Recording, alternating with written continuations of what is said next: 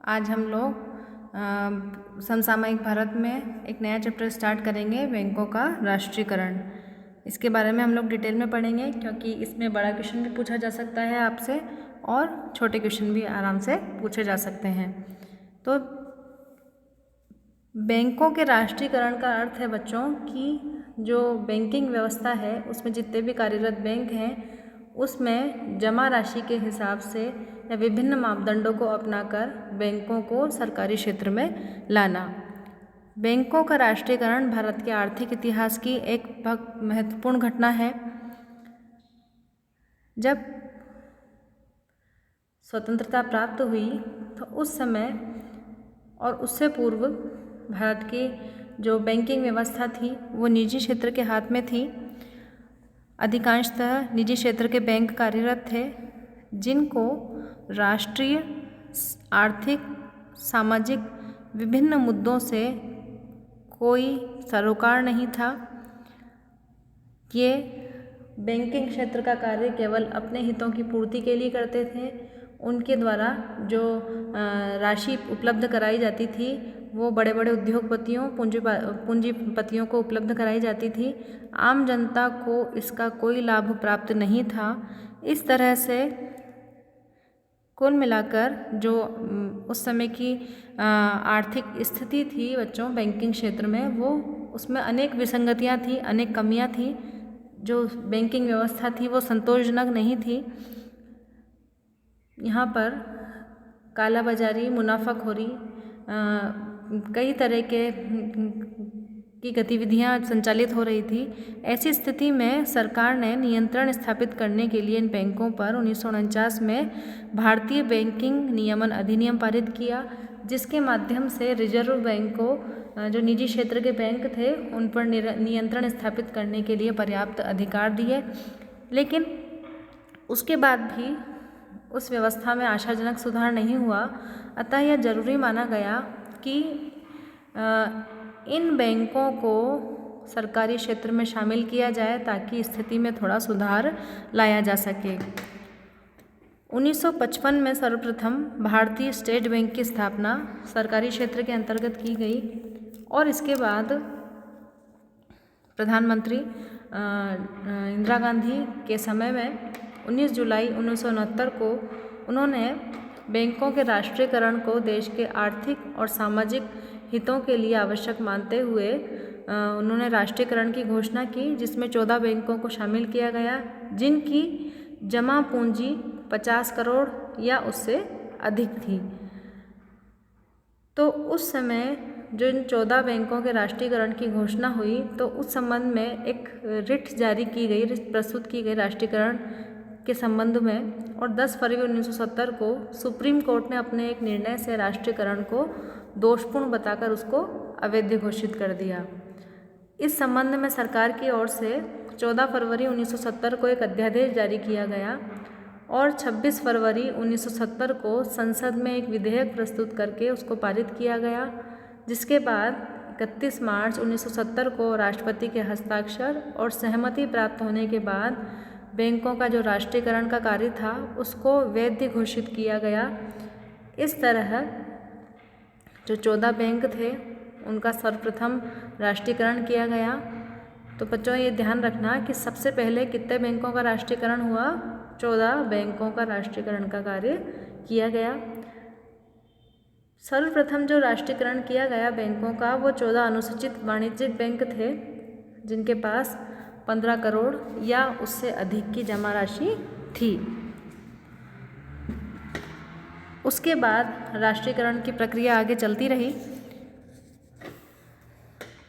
यह जो कदम उठाया गया इसका उस समय के बुद्धिजीवियों, आर्थिक विशेषज्ञों और आम जनता ने काफ़ी सराहना की और सरकार के इस कार्य को काफ़ी प्रशंसा प्राप्त हुई। अब बच्चों बड़े क्वेश्चन के लिए हम लोग यहाँ पढ़ेंगे कि बैंकों का राष्ट्रीयकरण करने के पीछे सरकार को क्या ऐसी आवश्यकता पड़ गई कि बैंकों का राष्ट्रीयकरण किया गया, इसके क्या कारण थे। तो पहला है, इसमें पहला पॉइंट देखना, निजी बैंक देश के आर्थिक विकास में बाधक। हमने पहले पढ़ा कि स्वतंत्रता प्राप्ति के समय अधिकांश बैंक निजी क्षेत्र के हाथ में थे, तो इनका जो नियंत्रण था निजी क्षेत्र के बैंकों का वो चंद हिस्साधारकों के हाथ में था और ये जो बैंकों की जमा राशि थी, सार्वजनिक पूंजी थी, उसका ये अपने निजी स्वार्थों और निजी हितों के लिए प्रयोग करते थे। इनकी जो जमा राशि थी, इन पर इन बैंकों का धीरे धीरे नियंत्रण होने से एकाधिकार की प्रवृत्ति बढ़ने लगी, केंद्रीकरण की प्रवृत्ति बढ़ने लगी। कुल मिलाकर जो राष्ट्रीय पूंजी थी उसका नियंत्रण धीरे धीरे कुछ व्यक्तियों तक सीमित होकर रह गया, जिससे केंद्रीकरण की प्रवृत्ति बढ़ी और उस राशि का प्रयोग देश के आर्थिक विकास में नहीं हो पा रहा था। अतः राष्ट्रीय विकास में जरूरी मानते हुए बच्चों बैंकों का राष्ट्रीयकरण उस समय की एक अनिवार्य आवश्यकता बन गई थी। दूसरा पॉइंट, बैंक मालिकों द्वारा बैंक के साधनों का दुरुपयोग। बैंकों पर निजी स्वामित्व होने के कारण जो बैंकों के मालिक थे, निदेशक मंडल के सदस्य थे, वो बैंकों के साधनों का क्या करते थे, पूर्णतः दुरुपयोग करते थे। सार्वजनिक हित में उस जमा राशि का प्रयोग न होकर निजी हितों के लिए किया जा रहा था। जो बड़े बड़े औद्योगिक और व्यापारिक घराने के उस समय के मालिक थे, उनको ऋणों के लिए विभिन्न तरीके से इन जमा राशियों को दिया जा रहा था, जो पूर्णतः गैर कानूनी गतिविधियों जैसे सट्टेबाजी, शेयर बाजार, जमाखोरी, कीमतों में वृद्धि जैसी गतिविधियों में लिप्त थे। अतः इस तरह की गतिविधियां देश के आर्थिक विकास में बाधक थी, इनको रोकने के लिए बैंकों का राष्ट्रीयकरण सरकार ने इस समय आवश्यक माना। तीसरा पॉइंट है बच्चों, साख का दुरुपयोग। हमने दोनों उसमें पढ़ा पॉइंट में कि किस तरह से निजी बैंक अपनी जो जमा राशि थी बैंकों की उसका दुरुपयोग करते थे। तो ये जो लोग थे निजी क्षेत्र के मालिक जो थे वो समाज विरोधी और जनविधि गतिविधियों में लिप्त थे। मुनाफाखोरी, कालाबाजारी जैसी विभिन्न गतिविधियां इनके द्वारा संचालित होती थी। अतः इन गतिविधियों पर अंकुश लगाने के लिए और साख का दुरुपयोग रोकने के लिए बैंकों का राष्ट्रीयकरण इस समय किया गया। अगला पॉइंट है बच्चों, संविधान की मूल भावना के विपरीत बैंकिंग व्यवस्था। स्वतंत्रता से पूर्व जैसी बैंकिंग व्यवस्था थी और उसके बाद जो बैंकिंग व्यवस्था थी उस पर निजी क्षेत्र का पूर्ण नियंत्रण था। भारतीय संविधान में जब कई बातें शामिल की गई, उसी के साथ नीति निर्देशक तत्वों में यह बात शामिल हुई कि भारत के प्रत्येक नागरिक, उसके परिवार को सम्मानजनक आजीविका को उपलब्ध कराना देश का कर्तव्य होगा। ऐसी स्थिति में जब हम निजी बैंकों की प्रवृत्ति को देखें तो उनकी जो जमा पूंजी थी उसका प्रयोग केवल कुछ लोगों के हाथों में था।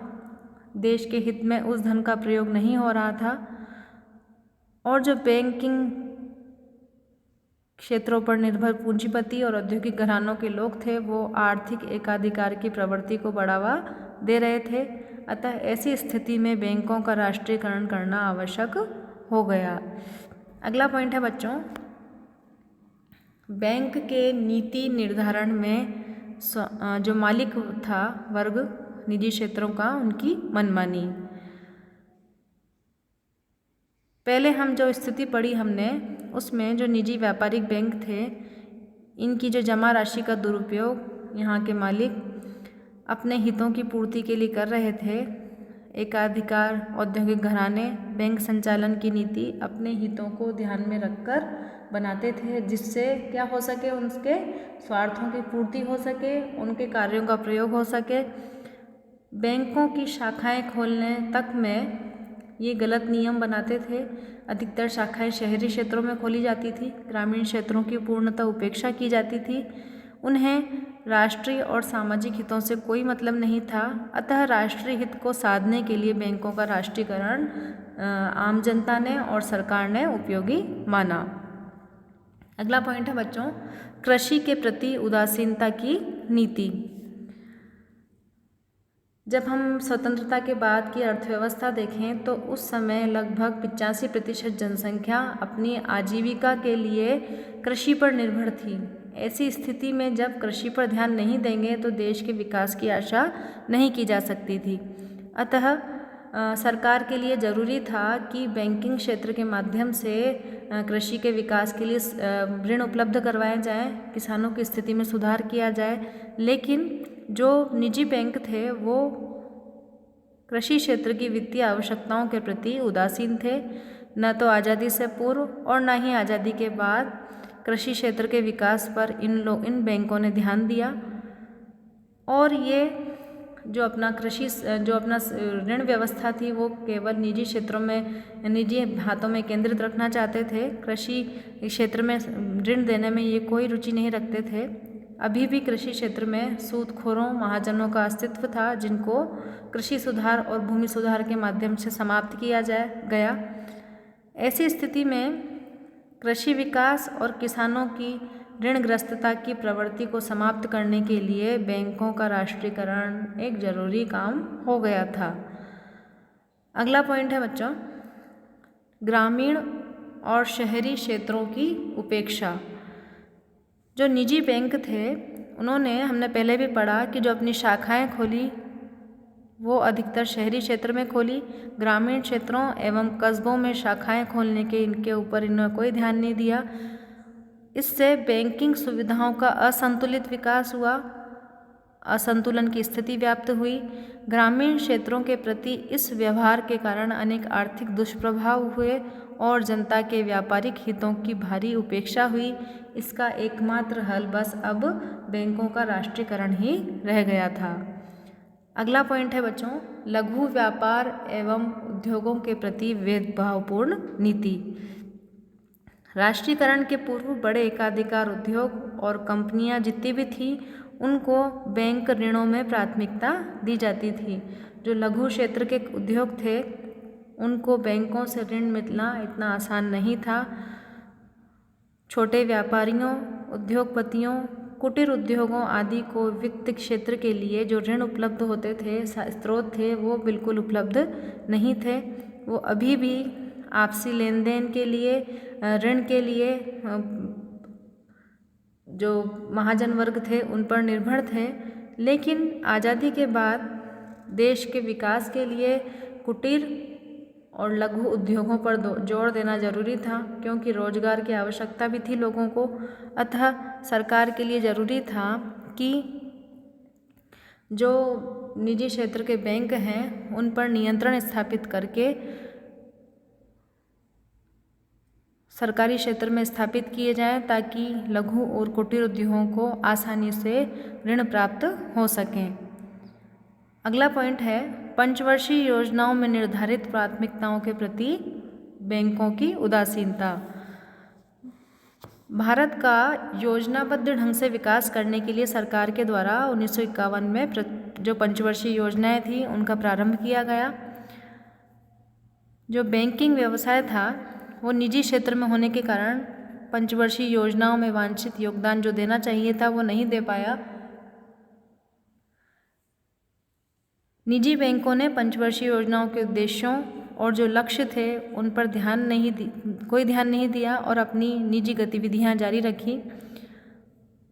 उन उद्योगों को बैंकों ने भारी मात्रा में वित्त उपलब्ध कराया जिनको देश की पंचवर्षीय योजनाओं में कोई स्थान नहीं दिया गया था। योजनाओं में जिन उद्योगों को ऊंचा स्थान प्राप्त था उनमें निजी क्षेत्र की रुचि नहीं होने के कारण उनको पर कोई ध्यान नहीं दिया गया। ऐसी स्थिति में भविष्य को देखते हुए यह जरूरी था कि इन बैंकों को समाप्त करके उनको सरकारी क्षेत्र में शामिल किया जाए। तो इस तरह बच्चों हमने विभिन्न अलग अलग तरह के पढ़े। अभी इसमें और भी हैं जो हम आगे की क्लास में पढ़ेंगे। एक बार इनको पढ़ना आप ढंग से। धन्यवाद।